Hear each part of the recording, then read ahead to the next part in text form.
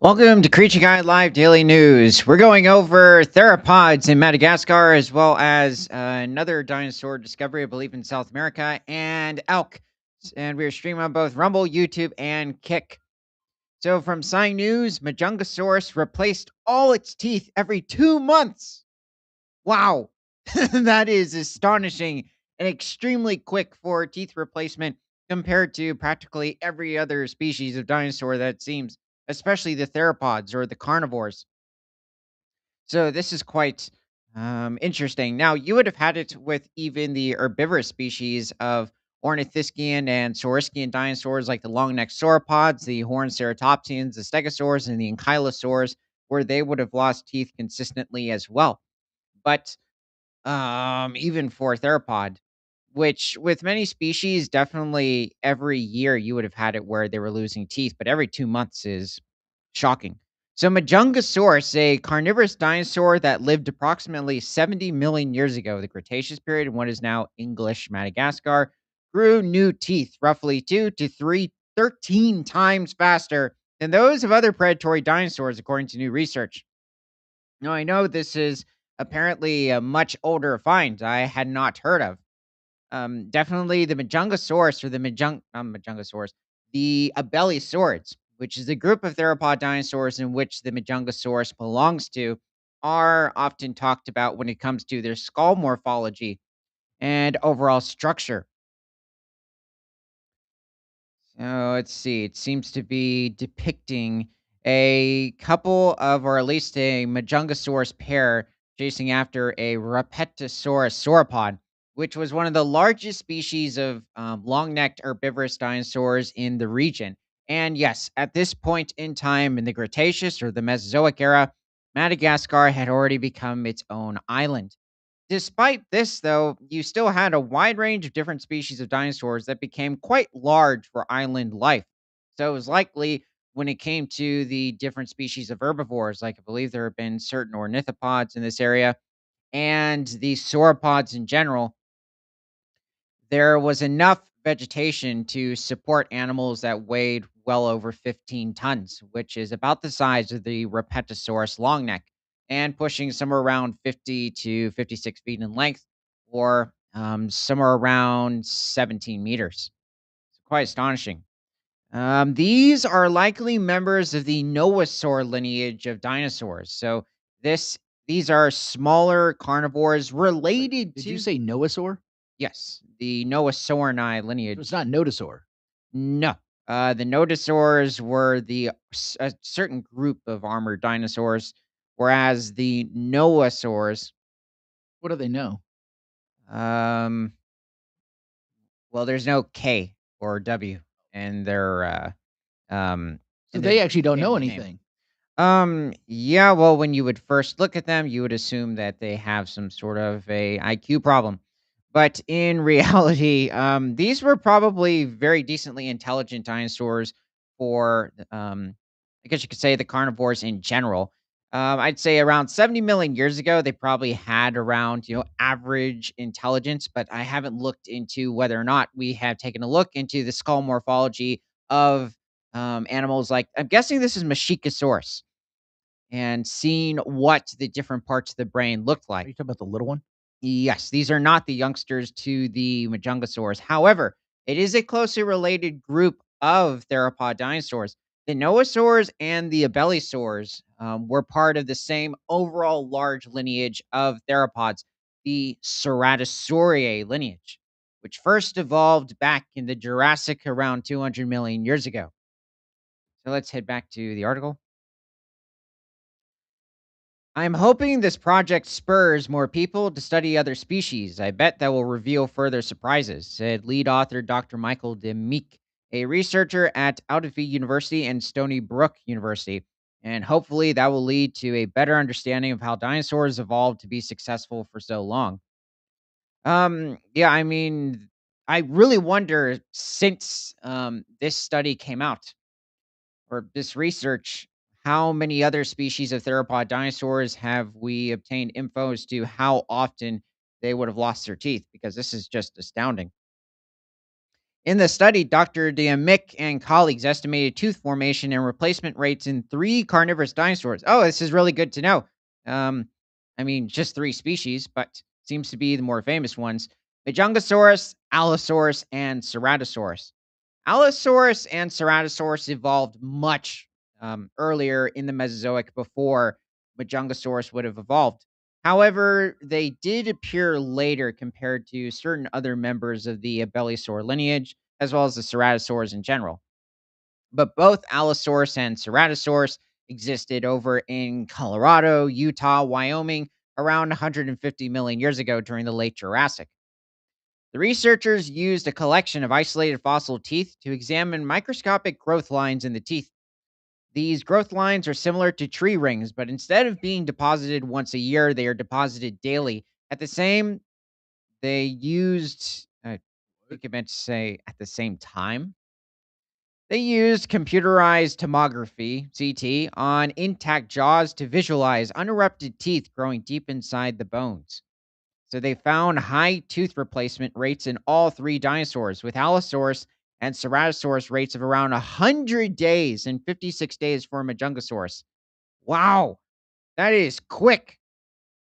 That's, I mean, well, one thing I'm also curious about is that at least when it comes to Allosaurus and Ceratosaurus, we might have to bring up some pictures. Okay. Um, well, beforehand, let's see who's possibly who. Okay, I'm guessing this is Majungasaurus. I'm trying to figure out who might be Ceratosaurus or Allosaurus. Okay, I'm gonna guess this is Ceratosaurus and this is Allosaurus. But Ceratosaurus tends to have much longer teeth compared to its skull size compared to Allosaurus. And You're wrong. A is Allosaurus. huh?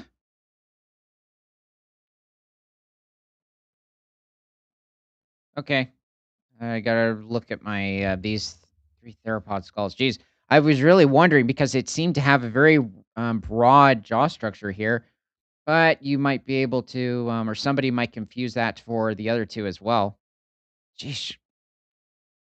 Okay, well, where was I getting at? Oh, Allosaurus and Ceratosaurus had much thinner and narrow jaw structures compared to Abelisaurus. I'd say Allosaurus the most out of the 3, and Abelisaurs, like Majungasaurus, were known for having some of the most robust skull structures compared to most other lineages of theropod dinosaurs, excluding the certain members of the Tyrannosaur lineage.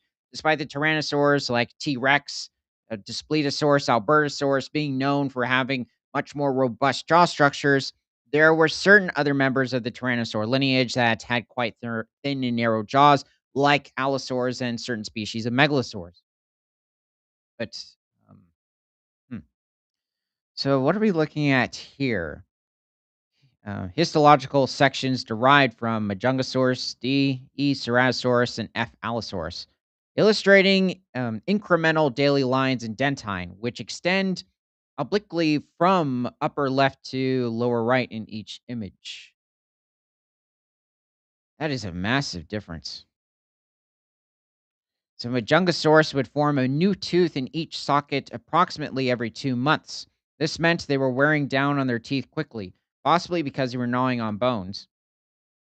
Well, that's what I was also trying to get at. Considering a belly sores, there is quite a bit of of evidence from not just different species of herbivores, but even other Majungasaur skeletons with bite marks from other Majungasaurs. Considering a Majungasaurus in late Cretaceous Madagascar seems to be the only large predator in the vicinity, large terrestrial theropod dinosaur to have had that ability to come into contact with bone and not really break its teeth. However, we do have evidence from different Camarasaur bones over in Wyoming from the late Jurassic around 151 million years ago with bite marks possibly coming from Allosaurus, considering there have been several Allosaurus bones found in this specific quarry. I think it's also renowned as the Camarasaurus quarry as well. Where were we? There is independent evidence for this in the form of scratches and gouges that match the spacing and size of their teeth on a variety of bones. Bones from animals that would have been their prey. Some animals today will gnaw on bones, including rodents. It's a way for them to ingest certain nutrients. Well, elk, deer, as well as lions, wolves, bears will also gnaw on bones. Um, Deer tend to gnaw on bones to obtain extra calcium and possibly phosphorus from the bone. To an extent, you could say the That's why carnivores they as eat well. birds? No, well, it's just talking specifically of bones, not going after other animals. When it comes to like lions, tigers, carnivores in general, they're usually going after the bone marrow inside of the bone, but they will also obtain other nutrients by just gnawing on bone as well. So it also requires exceptionally strong teeth, but Majungasaurus did not have those. Um, unless something occurred with a certain species of Majungasaurus, they did have quite robust teeth. That's our working hypothesis for why they had such elevated rates of replacement. If that was a statement for a Ceratosaurus or Allosaurus, that definitely is for certain. But for a Majungasaurus, it had a quite robust jaw structure. Now, you could say that armored dinosaurs are not very common over in late Cretaceous Madagascar, and in many ecosystems where there are usually carnivores that have a bit of a more robust jaw structure, you tend to find more heavily armored herbivores as well. Kind of like in many ecosystems during the Cretaceous period where you would come into contact with tyrannosaurs, there were armored ankylosaurs and ceratopsians as well. However, depending on you where you were, especially over in prehistoric England or Europe, like around 135 million years ago, there were certain species of raptors like the Vectoraptor and not really tyrannosaurs. Possibly there was a species, but there were also armored nodosaurs as well and iguanodontids. So as long as there were theropods with quite advanced weaponry, then you're likely going to have armored dinosaurs as well. Now, the sauropods in the region, like the Repetosaurus, Oh, you're saying that because they had to have something to protect themselves from. basically, the Repetosaurus is a member of the Saltosaur lineage of sauropods. And the Saltosaurs, many of these species, are known for having robust osteoderms preserved on the backs of their bodies, as well as even certain areas of their legs, and possibly towards the beginning of their tail and the back of their neck. So, um, that's also why I'm giving a bit of a defense to or the theory that a Bellysaurus, well, specifically Majungasaurus, Bellysaurus, completely different species. Majungasaurus had quite a robust jaw structure and in turn teeth. Okay. I definitely want to go into depth with other species of theropod dinosaurs and not just when it comes to how fast they can replace their teeth, but also, get more info onto their overall sharpness of their teeth and, um, power. Mainly on, like, megalosaurs and other, ceratosaurs. Okay, let's travel forward in time to the Cenozoic era. So from AspenTimes.com, Northwest Colorado elk herds bounce back 3 years after a tough winter. As a result, Colorado Parks and Wildlife is proposing an increase in hunting licenses in the region. Yeah, I was hearing from, ranchers over in Colorado, Wyoming, and certain other states that there had been a massive depletion in the elk herds over in Colorado in recent years. Even though when you're looking into the populations of elk, especially in Colorado, they make it out like it's bountiful, like there's well over 240,000. And this doesn't seem to be the case coming in from different hunters and ranchers. Okay, so I guess this is by one of their aerial surveys. During its annual classification of flights of deer and elk in northwest Colorado, Colorado Parks and Wildlife saw recovery of elk after a harsh winter in 2022 to 2023 wiped out large numbers of some of the state's largest herds. That picture looks like little bugs. Yeah, they do. Definitely in the winter, everything's pretty bare. I wonder where they are. This is definitely an open valley. Is that a helicopter? Yeah, it seems to be.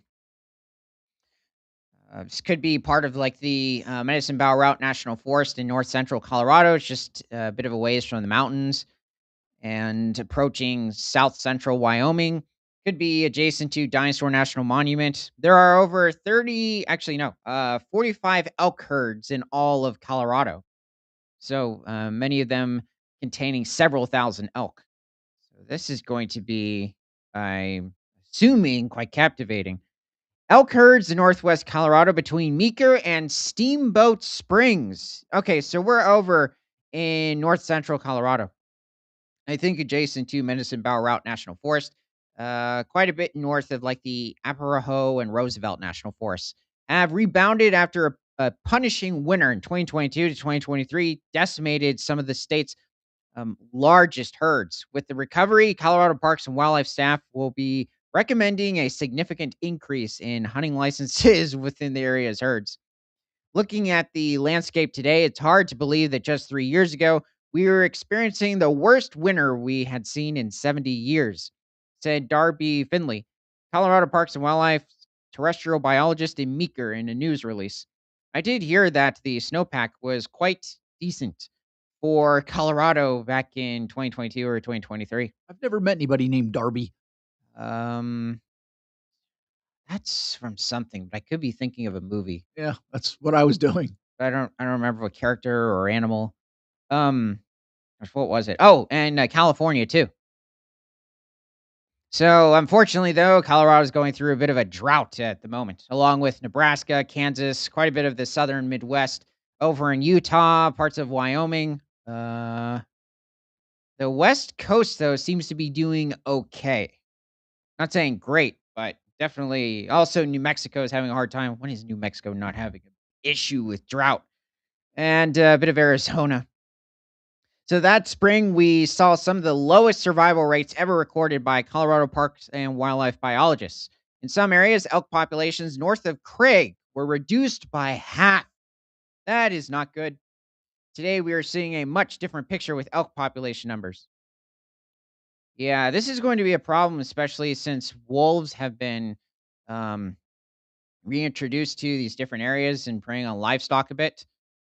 And also, this will be an issue for the coyotes, cougars, and black bears too. Considering there's around 6 to 7,000 cougars, at least it's the seems to be the current estimate for Colorado, and about somewhere between 18 to 20,000 black bears. I do not know for the estimate of coyotes. I'm guessing over 8,000 at least. That seems like a very low number.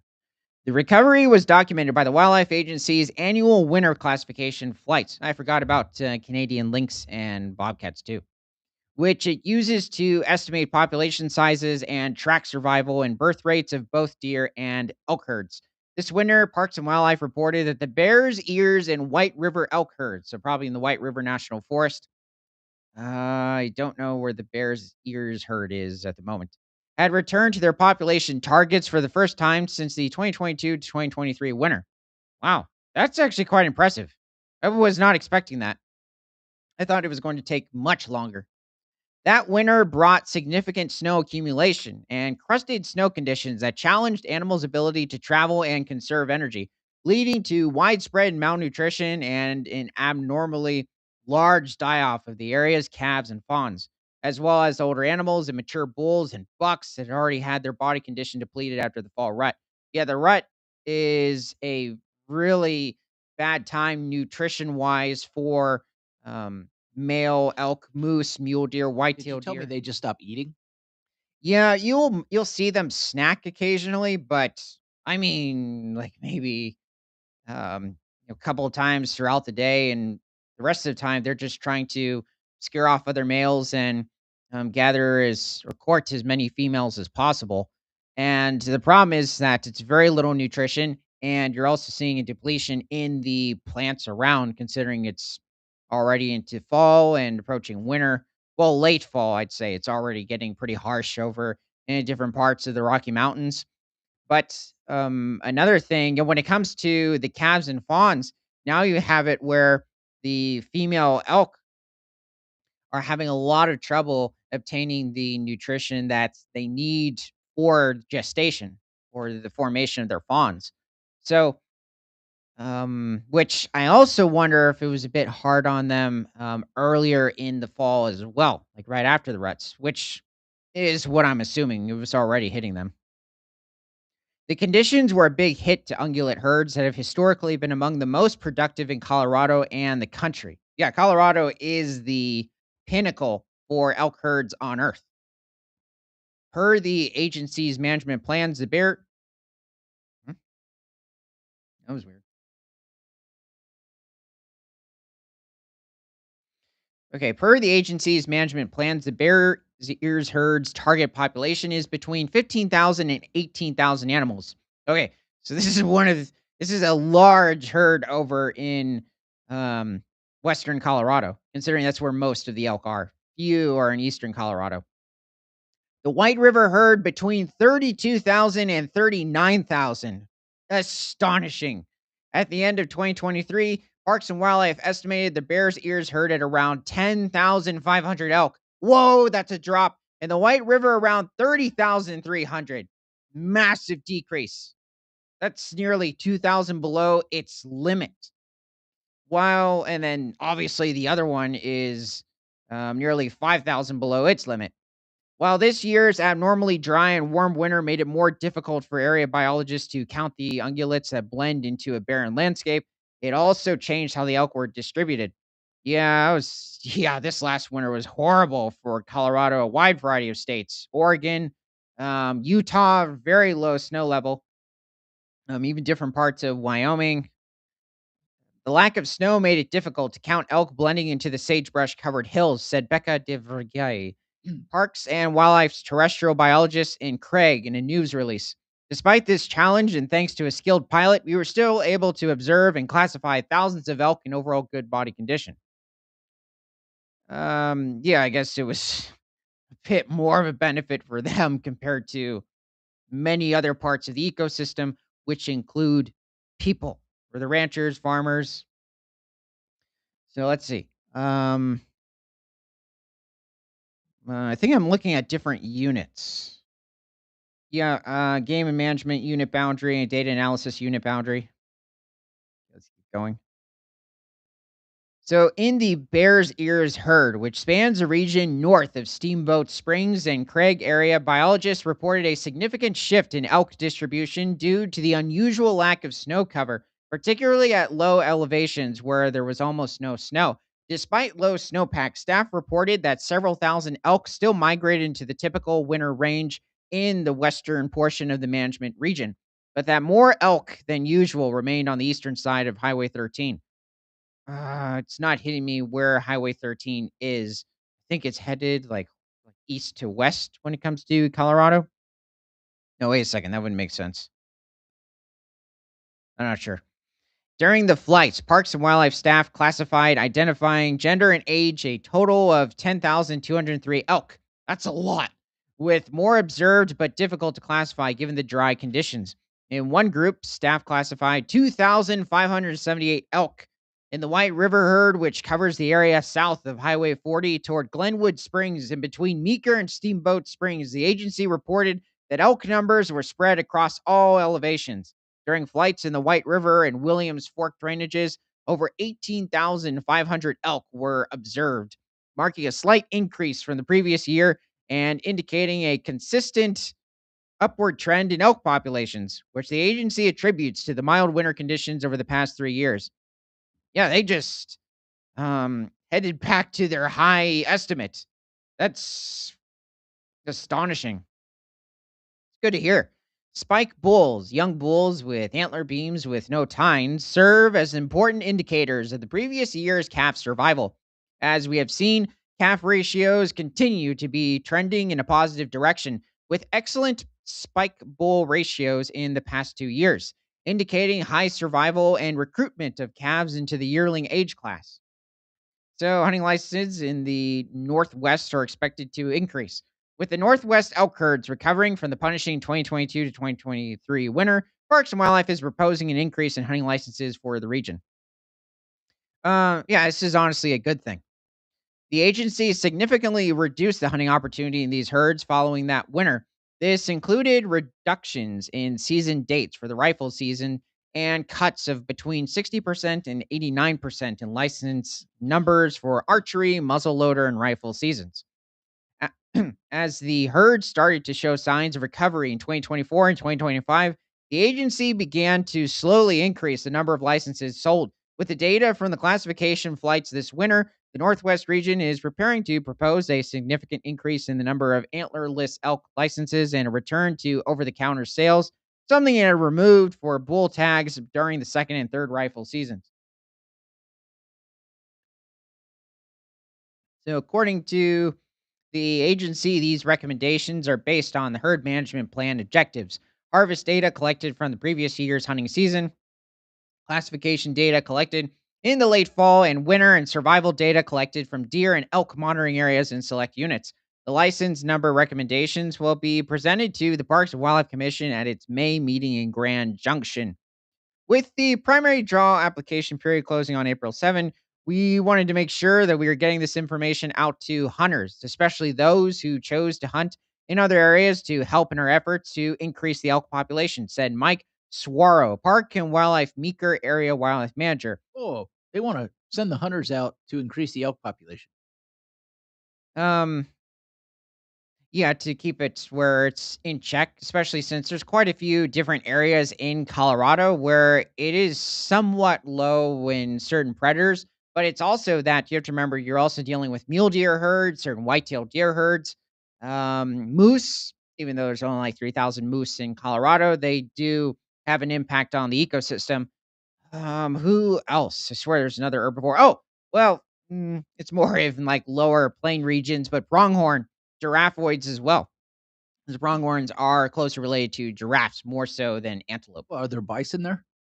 There are, I don't know of any specific outside of maybe certain private game ranches, but any specific protected areas where hunters can come in at a certain time of the year, like probably fall to hunt. There is a certain bison population over in Utah, a certain mountain range. It's not hitting me at the moment. And the only bison herd, I think there's a couple of them at least, that I can think of that has a somewhat free roaming area is at the Rocky Mountain Arsenal National Wildlife Refuge in the greater metro area of Denver. I think they're like adjacent to the airport. So they help with guiding pilots. So let's see. Who else? Oh, we knew that decision and the decision to slowly increase licenses in 2024 and 2025 would not only impact hunters, but also the local economy. However, we have seen nothing but support for these decisions in the last 3 years. There's something else. Oh, um, you two need a decent amount of hunters. I would say there are not enough. Hunting the elk, considering with this quick of an increase in the population, you can have it where in different ecosystems or ecoregions throughout the state, especially the western part of the state, where the elk, along with the other herbivores, will quickly degrade an area. So, when it comes to the vegetation, that's why you need people out trying to get some steak, venison steak. Okay. This is very fascinating to hear. Let's head back in time to the Mesozoic. And from Sign News, new dinosaur unearthed in Australia. Paleontologists in Australia have found a fossilized vertebra from an Elaphrosaurine theropod dinosaur that walked the Earth 110 million years ago. It is the first Elaphrosaur known from the Australian continent. Interesting. So, the early Cretaceous period. Elaphrosaurs are known from the, I believe, really the Jurassic period in general. Yeah, this is a very decent reconstruction of an Elaphrosaur. They're very, um, That thing have hands?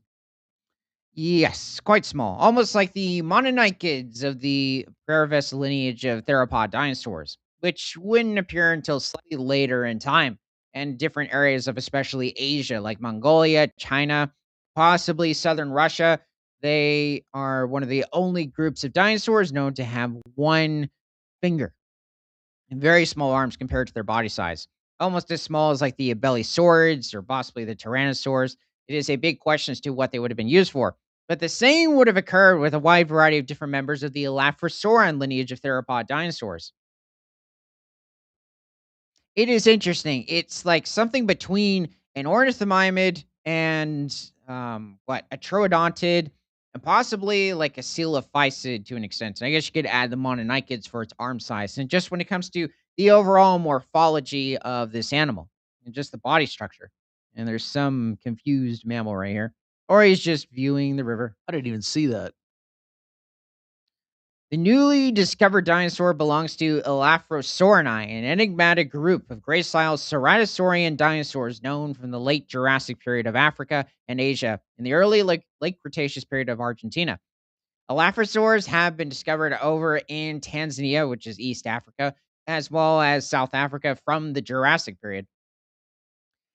Asia, it's not hitting me at the moment.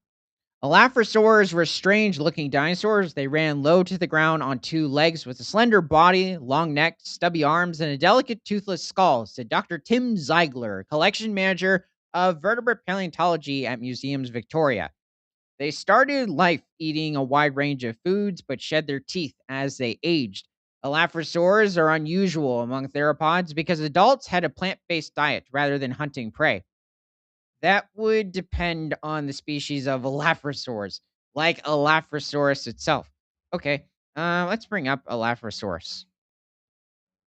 This animal lived much earlier in time. Elaph Ro. Oh, weird.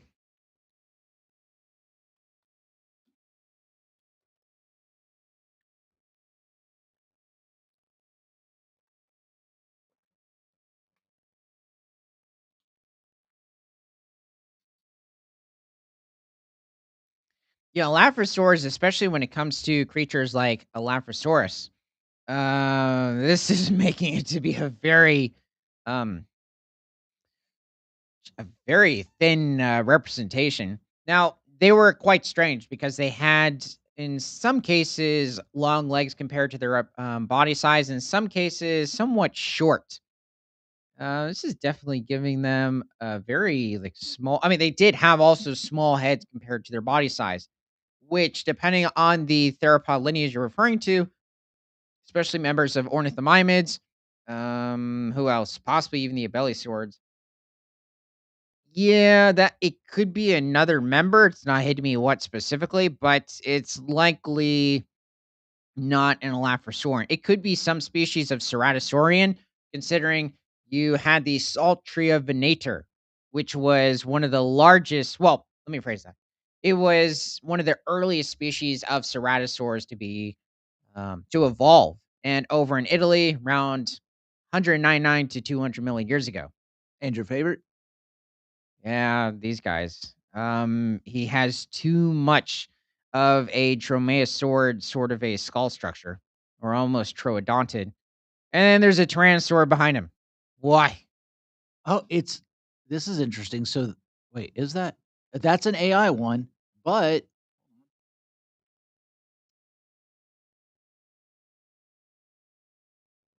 Now, Allosaurus in general. it's a copy. No, wait. It just looked like it to me for a second. Oh yeah, I think no, this isn't a troodontid. Gosh, who is this? From the It's a Jurassic. Laphosaurus. That's a very elongated jaw structure for an Allosaurus. They were quite thin. Um, it was quite a thin lineage of dinosaurs. Interesting. Huh. There, there seems to be somewhere around, I guess when it comes to the Allosaurs, well over 12 different species. And for some reason, they just had small, also toes compared to their body size. At least they're short in length. Well, this one doesn't. This Megalosaurus, it showed up as he really wants to be shown. He comes up under everything. We do love our English dinosaurs.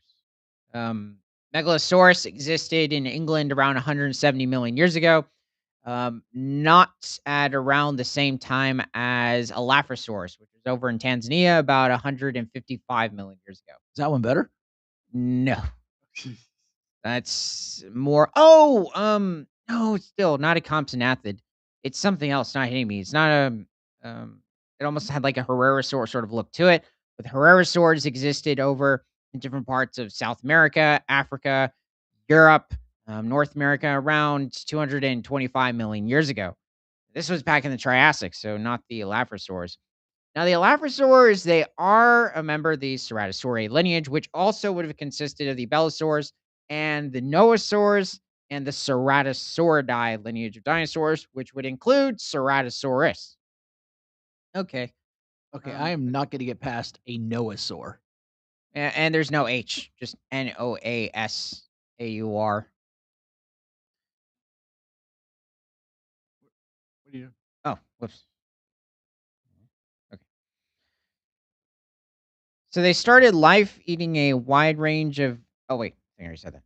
Okay, so young Elaphrosaurs might have hunted the tiny monotremes along with snapping up insects and fruits.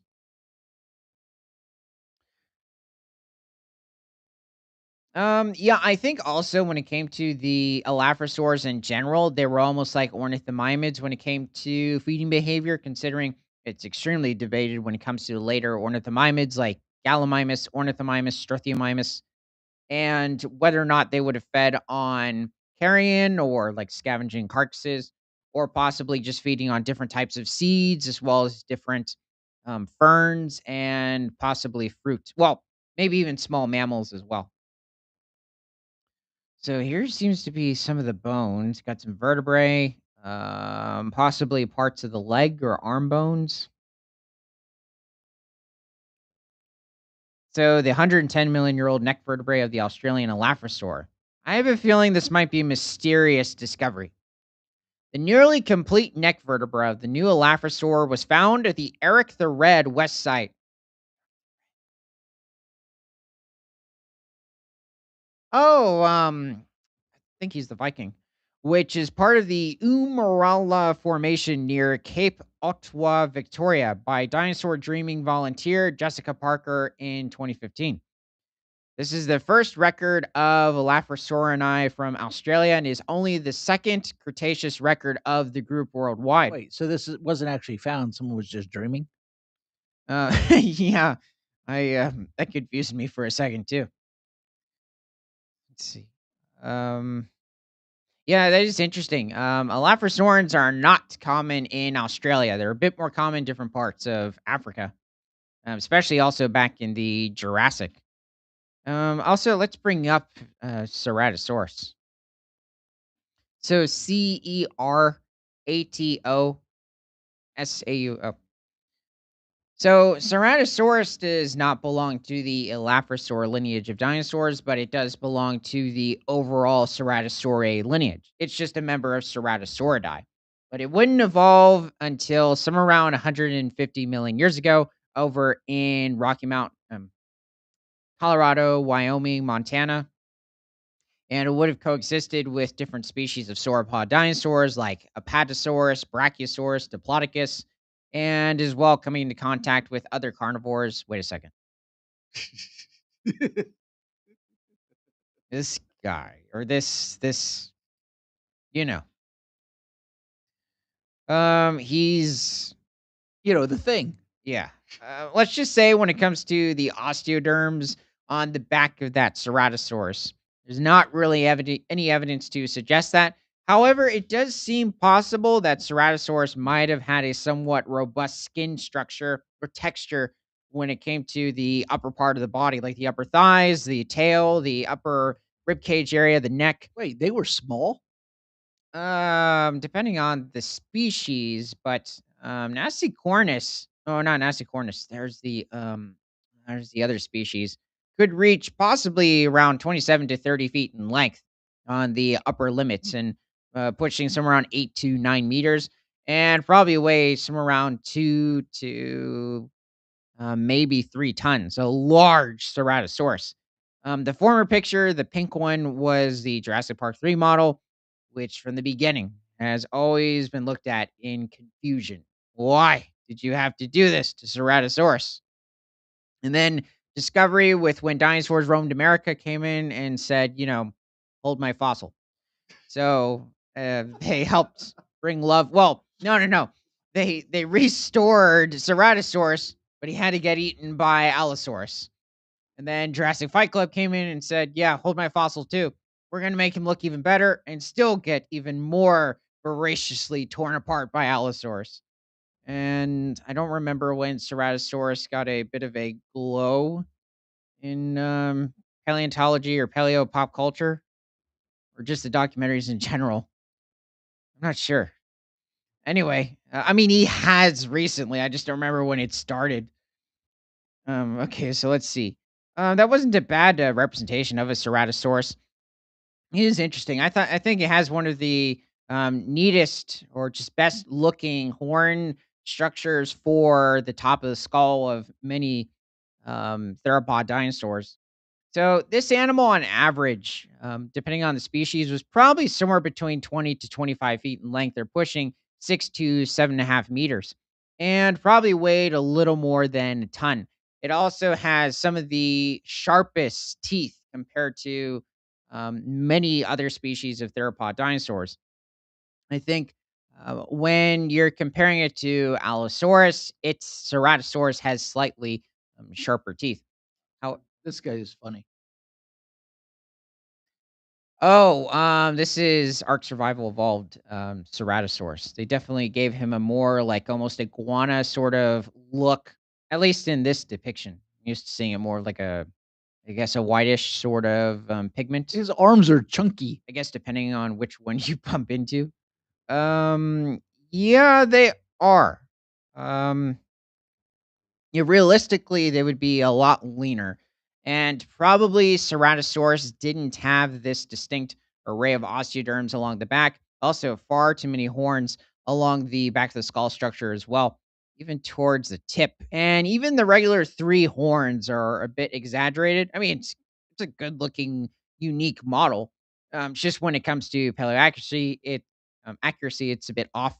The teeth are a bit too straight. They should be a bit curved. I mean, they are slightly. I think another thing is that there's something about them. They're almost too. They look like needles or something. I don't know how to describe it. Like, you know what it is? It's almost like they're too small compared to his skull structure, and they should be just much larger in general. It's not just the diameter; it's just the overall size. His tongue should also not be sticking up like that. And I'm not gonna mention the eyes. I think his ears should be a bit further back towards, the neck structure. Many species of dinosaurs had ears that were, pointed towards the back of the skull, which technically you could say it is, but I think it could be a little further down possibly. Oh, is there anything else? Huh? Oh. Okay. Well, thanks for joining. And from prehistoric to present, my name is Ethan. This is Creature Guy Live Daily News. We are streaming on both Rumble, YouTube, and Kick. And um, happy International Rocky Mountain Elk Day. And remember, that nothing is better than all animals, all